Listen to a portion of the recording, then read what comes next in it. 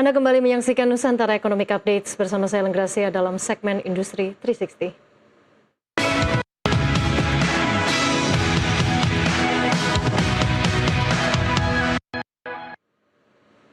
Pemirsa, percepatan digitalisasi nasional mendorong perubahan besar di wajah kota-kota Indonesia.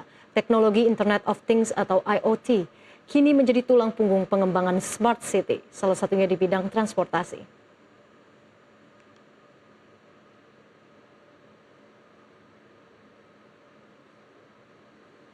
Dari manajemen lalu lintas berbasis data, sistem pembayaran digital, hingga pemantauan armada secara real-time, inovasi berbasis data menjanjikan mobilitas yang lebih efisien, aman, dan terintegrasi.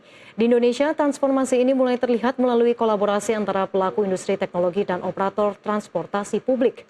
Salah satunya dilakukan oleh PT Teknologi Karya Digital Nusa Tbk atau TRON, yang menjalin kerjasama strategis dengan PT Transportasi Jakarta atau Transjakarta untuk pengembangan smart mobility dan infrastruktur transportasi digital melalui pengembangan smart halte dan sistem digital terintegrasi.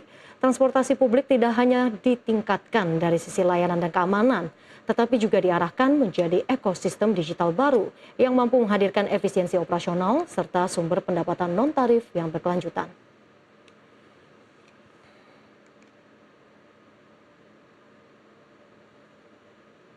Lantas sejauh mana Indonesia siap membangun ekosistem transportasi cerdas yang andal dan berkelanjutan? Teknologi apa yang akan menjadi penentu apakah AI, Big Data, atau Edge Computing? Untuk membahas arah dan strategi pengembangan transportasi digital dan kota pintar di Indonesia, kita akan membahasnya bersama Direktur Utama PT Teknologi Karya Digital Nusa Tbk, TRON, Bapak David Santoso.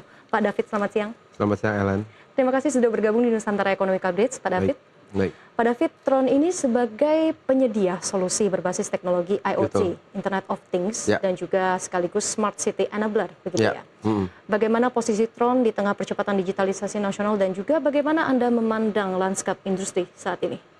Ya, untuk kami posisi TRON saat ini, kami melihat memang kami masih tetap menjadi salah satu market leader yang ada di industri ini ya.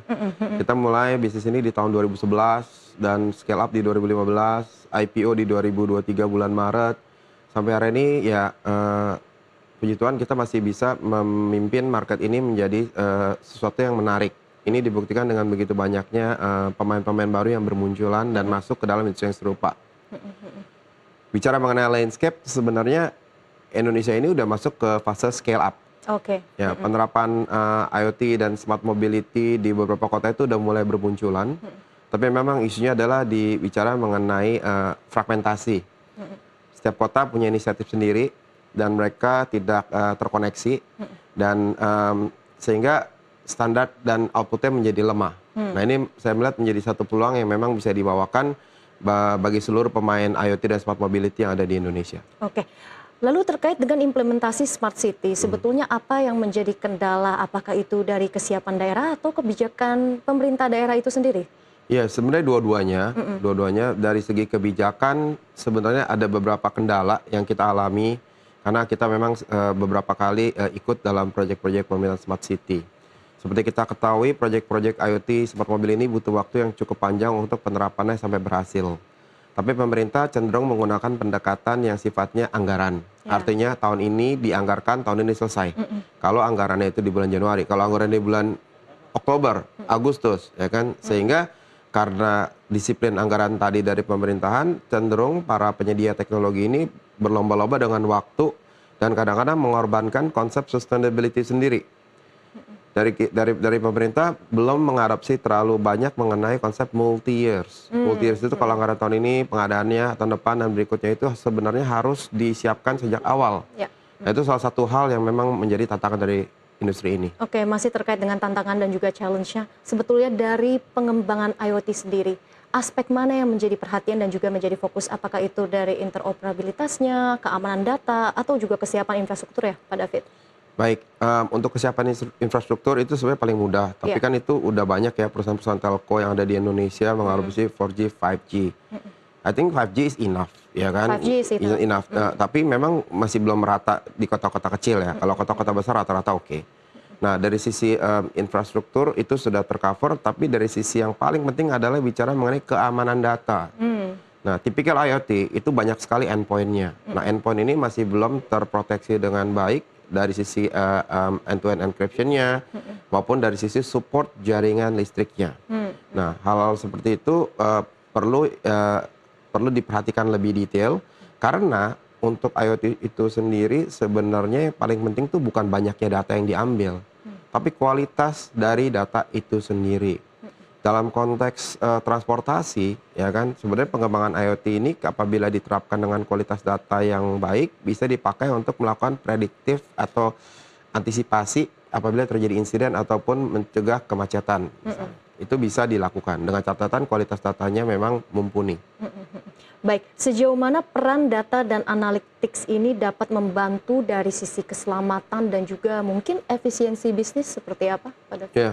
Kalau dari sisi, saya bilang mungkin bukan lebih membantu, udah menjadi keharusan sebenarnya bagi pemerintah daerah, pusat maupun kota untuk mulai menggunakan teknologi untuk melakukan tadi prediktif terhadap sesuatu yang sifat antisipatif. Saya selalu mengambil contoh, kalau di musim hujan seperti sekarang kita punya BMKG ya.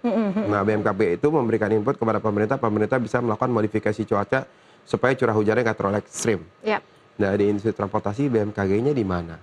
Ya kan, kalau ada kemacetan, kira-kira siapa yang harus kita tanya? Apakah tanya Transjakarta, apakah tanya MRT, apakah tanya kereta api? Siapa yang mau kita tanya? Nah, itu harus didorong sebenarnya ke arah sana, sehingga data yang dikumpulkan bisa diintegrasikan dan dioptimalkan untuk mengambil keputusan. Kalau memang terjadi ya kan kemacetan di titik tertentu, mungkin bisa dialihkan ke titik lain. Dengan begitu masifnya adopsi teknologi dan juga tadi Pak David melihat memang ini udah menjadi sebuah standar begitu ya, jadi sebuah keharusan untuk di sektor transportasi dan juga mungkin di infrastruktur, ini seberapa besar ya peluang pertumbuhannya mungkin secara pasar IoT dan juga smart mobility di Indonesia dalam beberapa tahun ke depan? Betul. Terima kasih. Jadi satu-satunya kota di Indonesia mungkin yang punya public transport lengkap itu baru Jakarta. Kita ada LRT, MRT, walaupun MRT berpanjangnya 12 kilo sih, ya kan. Kalau di China itu di 500 kilo. Bayangkan, jauhnya kita tertinggal dengan negara yang lain yang lebih maju. Mau di London maupun di kota-kota besar lainnya di Amerika ataupun di Eropa. Jadi peluangnya sangat besar, tapi peluang besar ini nggak akan tercipta kalau semua pemain ini masih tadi bermain sendiri-sendiri. Again, kalau kita bangun pagi, kita harus pilih, mau naik MRT buka aplikasi MRT, mau naik LRT buka aplikasi LRT, mau naik Transjakarta buka aplikasi TJ. Di dalamnya ada dompet pembayaran digital. Saya mesti taruh minimal 10.000, 10.000, 10.000, 30.000 di 3 aplikasi tadi. Nah, hal itu memberatkan bagi masyarakat untuk mengadopsinya secara langsung. Sedangkan kalau kita ke Tokyo, ke Jepang, buka satu aplikasi, langsung dapat tuh. Saya hari ini dari Tokyo mau kemana gitu misalnya, itu langsung bisa tahu tiketnya, bayarnya berapa? Satu wallet. Jadi itu sebenarnya satu hal yang perlu mendapat perhatian khusus sehingga memudahkan masyarakat dalam menggunakan public transport. Nah, itu merupakan peluang yang saya rasa besar untuk digarap ya sebenarnya. Jadi solusinya harus seperti apa dengan begitu banyaknya kebutuhan untuk transportasi dan juga artinya sistem transportasi ini harus lebih integrated lagi. Jadi manajemen lalu lintas dan juga pembayaran digital ini di bayangan Pak David ini harus seperti apa nanti untuk Indonesia? Iya. Akses ke teknologi di negara kita sebenarnya sudah cukup baik. Ya. Bicara tentu subjek ke keamanan data dan segala macamnya. Tapi harus ada satu badan atau pemerintah atau mungkin swasta yang di-endorse sama pemerintah atau BUMD yang didorong sama pemerintah, contohnya Transjakarta. Menjadi satu agregator untuk seluruh layanan publik transportasi yang ada di Jakarta dulu deh sebagai contoh. Atau mungkin nanti bisa di-copy ke Medan atau ke Surabaya, ke kota-kota lain. Nah, layanan ini layaknya didukung karena apa? Karena akan memudahkan masyarakat menggunakan public transport tadi. Dan apabila diinisiasi dengan benar, ini akan membuka peluang yang tadi baik untuk menjadi penggunaan sehari-hari. Nah, caranya gimana? Caranya itu saya pernah mendengar satu inisiatif yang namanya Jakarta Traffic Credit System. Saya baru lihat tuh kemarin di sosial media. Jakarta Traffic Credit System ini bicara mengenai insentif yang bisa diberikan kepada pengguna masyarakat, pengguna public transport apabila dia menggunakan public transport dan meninggalkan kendaraan pribadinya. Problemnya sampai hari ini pembayaran kita yang ada di public transport masih menggunakan sistem kartu yang anonymous, artinya datanya nggak ada, ataupun mungkin QRIS yang dinominasi oleh Bank Indonesia itu. Nah, pemerintah harus berani mengambil langkah untuk meninggalkan sistem yang lama ini, maju ke sistem yang baru menggunakan account based ticketing. Ada istilah namanya account based ticketing, ABT. Nah, itu yang sebenarnya harus didorong. Jadi secara kesiapan infrastruktur dan juga mungkin behavior digitalisasi masyarakat kita, apakah kita sudah ready untuk integrated sistem transportasi itu?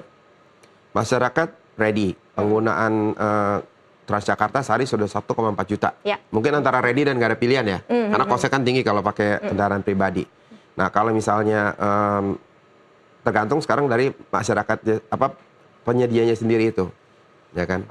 Oke, baik. Lalu kalau kita berbicara lagi terkait dengan efisiensi bisnis, sejauh mana ataupun mungkin ada gambaran secara angka dan persentase ini dapat mampu menekan efisiensi dari adanya implementasi penerapan IoT ini? Ya, kalau secara angka, saya yakin Indonesia logistik cost contohnya. Iya, itu logistik cost. Ya, itu 30%, salah satu yang tertinggi di dunia katanya. Nah, angka itu sebenarnya harusnya turun ke level di bawah 15%. Jadi setengah dari sistem itu sendiri sebenarnya bisa di-save menggunakan teknologi yang ada. Oke, baik. Dialog semakin menarik Pak David, tapi kita harus jeda terlebih dahulu. Pemirsa, Nusantara Economic Update akan kembali sesaat lagi.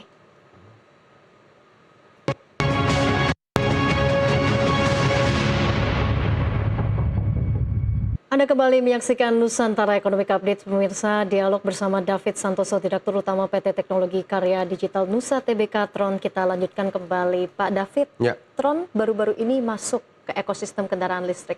Sebetulnya bagaimana diversifikasi bisnis ke EV ini diposisikan dalam strategi smart mobility perusahaan? Ya.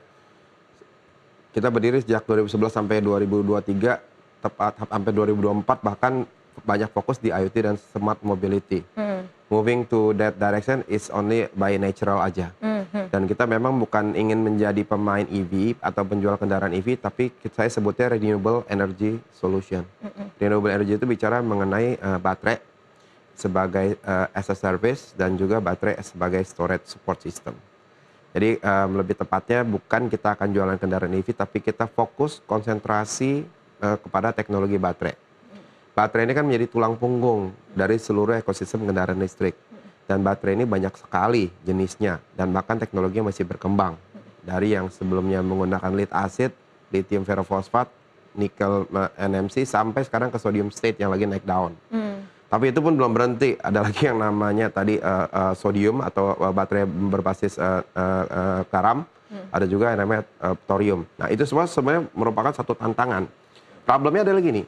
Problem di masyarakat Indonesia ini penggunaan EV udah mulai menanjak. Ya. Trennya bagus. Tapi pemahaman mengenai penggunaan kendaraan listrik berbeda. Kita mungkin paham kalau pakai mobil Toyota begini, solar begini, bensin begini. Pakai mobil listrik belum paham. Ditambah lagi dengan banyaknya insiden. Ya kan, yang terjadi. Ada yang katanya terbakar atau kebakar atau mungkin mati. Nah, saya ngeliat itu satu peluang. Peluang yang besar. Penjualan kendaraan listrik sendiri memang masih 100 ribuan katanya kemarin ya, tahun 2025, dan diekspektasi bisa jadi 300-400 ribu, ya kan? Dan untuk perkotaan memang baterai itu sangat-sangat efisien untuk digunakan sebagai kendaraan di perkotaan. Saya sendiri pakai, manfaatnya luar biasa, apalagi dengan subsidi pemerintah kemarin. Nah, itu sebenarnya menciptakan peluang bisnis yang besar. Dengan kemampuan kita memahami peta IoT dan smart mobility dan teknologi yang banyak kita pakai di public transport, menciptakan peluang kita memberikan nilai tambah yang tinggi kepada para pengguna kendaraan listrik ini. Mereka nggak mesti beli dari kita, tapi baterainya bisa dari kita. Oke, jadi lebih ke baterainya begitu baterainya, ya? Betul. Oke, Pak David. Tapi kalau kita lihat gambaran secara luas, khususnya dalam konteks smart city, bagaimana itu nantinya EV-nya, kemudian juga infrastrukturnya, ini bisa terintegrasi dalam sistem transportasi digital. Betul. Ini menarik sekali untuk diperhatikan. Betul. Problem dari pengguna kendaraan listrik saat ini cuma satu, charging. Ya. Infrastrukturnya tuh nggak ada. Dan kalau kita melihat ke negara-negara maju yang udah seperti Amerika maupun China, nggak akan pernah ada charging yang cukup untuk seluruh kendaraan logistik. Kalau kendaraan penumpang mungkin bisa, karena dibawa pulang ke rumah. Kalau kendaraan logistik yang sangat sensitif sama yang namanya downtime, ya kan, ngecas 1 jam 2 jam itu is a big problem. Saya pernah lihat satu liputan di sosial media, di mana seluruh pengguna mudik waktu itu pakai kendaraan listrik, ngantri cas berjam-jam. Jadi bukan mudik, tapi intinya mereka masuk kepada antri charger berjam-jam. Nah, kami dari TKDN membawakan satu solusi yang namanya swap battery untuk kendaraan logistik. Kami nggak seperti motor sebenarnya. Kalau motor ada yang nge-swap juga ya, yang di Indomaret segala macam itu kan. Nah, kalau kita masuk ke kendaraan logistik, karena kendaraan logistik sensitif sama downtime. Saat ini kami telah mendatangkan 1-2 unit kendaraan swap baterai dan sedang bekerja sama dengan beberapa operator public transport, mendapat respon yang positif dari wali kota maupun beberapa pemimpin daerah, termasuk beberapa perusahaan logistik untuk mendorong solusi ini ke mereka. Jadi bisnis kami bukan menjual kendaraan, tapi memberikan swap battery station. Bahkan kami bekerja sama kalau di pemerintahan dengan beberapa BUMN, termasuk IBC dan beberapa pemain baterai lainnya untuk menyediakan swap baterai ini kepada pengguna kendaraan logistik. Oke, untuk layanan transportasi publik yang kita tahu memang ini secara scale kan berarti juga butuhnya lebih besar begitu ya. Nah, bagaimana perusahaan ini memastikan untuk scalability-nya dan juga keandalan sistem IoT itu sendiri? Betul. Sistem IoT yang kita bawakan itu masuk terintegrasi dengan swap station. Kalau kita sebutnya stasiun pertukaran baterai. Kalau charging itu jatuhnya namanya SPKLU ya, stasiun pengisian kendaraan listrik umum. Kita izinnya jatuhnya ke SPBKLU. Itu akan kita bawakan nanti pada saat PRUP-CLB di bulan Februari 2026 ini. Nah, stasiun pertukaran baterai ini akan kita siapkan di mana-mana. Dan stasiun mendirikan satu SPBKLU itu jauh lebih mudah dibanding nyetap charging. Oke, ini artinya Tron juga bekerja sama dengan pemerintah? Dengan PLN tentunya, dengan beberapa pihak lainnya. Nah, sejauh mana kemitraan ini berperan dalam mempercepat adopsi teknologi berbasis IoT untuk sektor transportasi dan juga infrastruktur? Betul. Swap baterai, swap station yang kita pasang, itu setiap baterai yang terpasang di dalam sel itu punya IoT dan teknologi yang kita miliki untuk memonitor. Contoh untuk memonitor panas, memonitor charging and discharging. Jadi itu akan membantu pemerintah juga dalam memetakan sebenarnya kebutuhan dan jalur rute transportasi yang efektif dan efisien untuk digunakan oleh kendaraan listrik. Kenapa? Karena cost saving yang kita bawakan itu bisa lebih dari 20% dibandingkan dengan menggunakan kendaraan berbasis fosil apabila pakai teknologi swap baterai ini. Ditambah downtime yang cukup rendah. Oke. Lalu ketika juga bekerja sama dengan pemerintah, adakah juga komunikasi mengenai pendekatan perusahaan terhadap perlindungan data pribadi ini misalnya seperti apa, Pak David? Ya, untuk perlindungan data pribadi mungkin konteksnya ke yang IoT yang pertama tadi. Iya. Nah, perlindungan data pribadi di Indonesia ini memang udah ada undang-undang perlindungan data pribadi, tetapi saya melihat masih belum mumpuni ya, ya kan? Artinya untuk bisa melihat satu undang-undang itu kan peraturan, ya kan? Auditnya itu mesti jalan, ya kan? Kalau nggak diaudit, itu semua orang bisa bilang ya, I comply, ya kan? Tapi nggak ada datanya. Kenapa? Audit itu akan menimbulkan trust yang tinggi, ya kan? Jadi kalau nggak ada audit yang secara berkala kepada semua pihak yang mempunyai akses terhadap data pribadi, itu akan menjadi satu masalah di kemudian hari, ya kan? Selain perlindungan data pribadi, adakah mungkin kebijakan regulasi yang Anda pandang ini perlu disosialisasikan lagi mungkin antara pemerintah dan juga masyarakat terkait dengan adopsi digital IoT dan juga untuk smart mobility? Ya, ada pasti ya kan. Kalau kita lihat bahkan lebih ekstrim lagi kebocoran data yang di bank ya kan, yang terjadi belakangan ini yang melibatkan angka ratusan miliar mungkin. Saya rasa itu jadi satu alert bagi pemerintah untuk mereview secara berkala. Undang-undangnya saya rasa sudah cukup. Nah sekarang gakumnya aja, ya kan, yang perlu ditingkatkan dan perlu dibuat semacam satu standar yang memang bisa melindungi kepentingan data pribadi sambil melakukan edukasi. Edukasi ini penting ya, karena kebocoran data pribadi biasanya itu ditimbulkan oleh kita sendiri yang nggak disiplin. Nah itu hal-hal yang menurut saya perlu disosialisasikan lagi dan ditindak apabila ada pihak-pihak yang menyalahgunakan penggunaan data pribadi ini. Oke, mungkin kita akan kembali ke EV ya, Pak David. Kita tahu kan akhir-akhir ini untuk di tahun ini insentif untuk kendaraan EV kan di stop gitu ya. Adakah mungkin Anda menilai untuk beberapa tahun ke depan jika insentif ini memang tidak dilanjutkan lagi, adakah disrupsi untuk tren penggunaan kendaraan EV? Pasti, kalau disrupsi pasti ada. Karena subsidi yang diberikan kemarin itu kan cukup baik ya. STNK-nya bahkan tinggal berapa ratus ribu dibanding berapa juta gitu kan. Nah, tapi saya lihat mungkin pemerintah hanya menyetop subsidi kepada mereka yang tidak merealisasikan pabriknya di Indonesia atau tidak memenuhi komponen TKDN 40%. Yang bagi yang sudah melakukan pembangunan sesuai dengan janji yang diberikan, pemerintah terus kok memberikan insentif dan subsidi tadi. Jadi itu memang saya rasa kebijakan pemerintah sudah berada di jalur yang tepat untuk memilih mana yang sekedar tadi opportunis atau memang serius membangun industrinya di dalam negeri ini. Nah, kalau dari sisi pada saat nanti disamakan, ya kan, saya yakin, ya kan, secara operasional, walaupun capex atau modal awal untuk membeli kendaraan listrik itu tinggi, penggunaan sehari-harinya itu jauh lebih efisien, ya kan.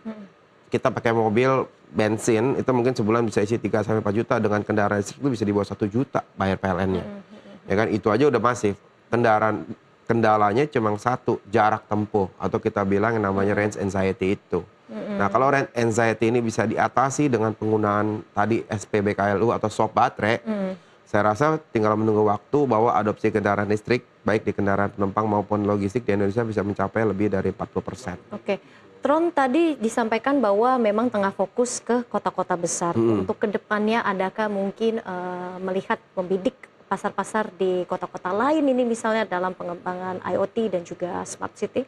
Ada, ya kan, dalam waktu dekat sebenarnya kita udah ada di lebih dari 12 kota ya. Kita terlibat dengan begitu banyak program-program pemerintah untuk mensosialisasikan penggunaan kendaraan umum dibandingkan dengan kendaraan pribadi.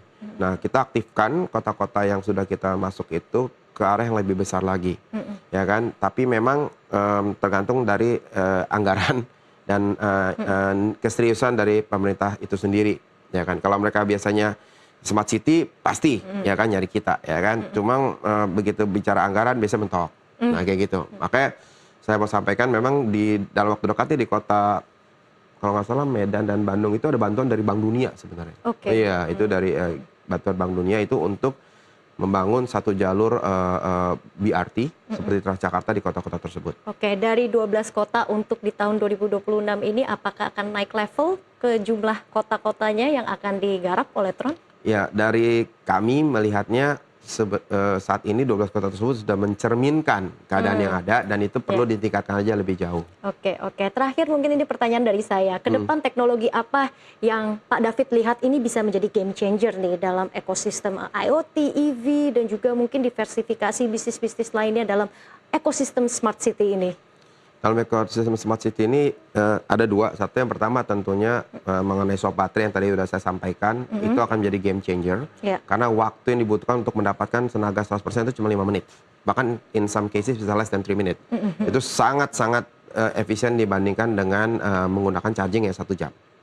Yang kedua, bicara mengenai tadi edge computing. Itu menarik. Karena kalau kita lihat perkembangan IoT sekarang, kalau dulu semua diproses di cloud, di server, sekarang banyak diproses di device, ya kan, seperti S26 yang baru, iPhone 17 yang baru, semua menggunakan device untuk memproses data.